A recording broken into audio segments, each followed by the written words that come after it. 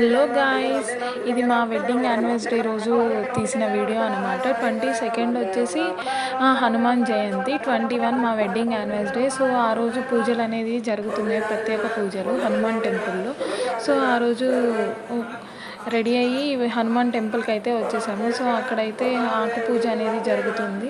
So అక్కడికి వెళ్ళి కొబ్బరికాయ కొట్టేసి దర్శనం చేసుకొని ఇంకా హారతి తీసుకొని అయితే వచ్చేసాము.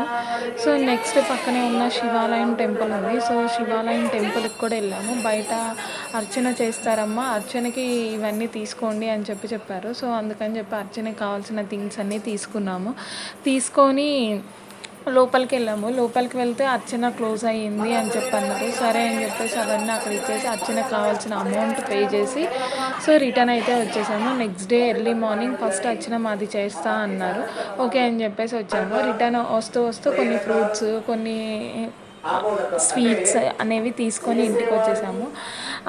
ఆ రోజు ఈవినింగ్ అయితే కొంచెం షాపింగ్కి అయితే వెళ్ళాము. ఎవరైనా యానివర్సరీకి ముందు 2 days before, 3 days before, 1 week before అలా షాపింగ్ చేస్తారు. నేను వెరైటీగా నా యానివర్సరీ రోజే షాపింగ్ చేశాను ఆ రోజు. సో ఒక షాపింగ్ మాల్కి వెళ్ళి సో అక్కడైతే మేము బట్టలు అనేవి ఫస్ట్ వచ్చేసి మాంగళ్యాకి వెళ్ళాము. మాంగళ్యాలో నాకు అంతేం నచ్చలేదు.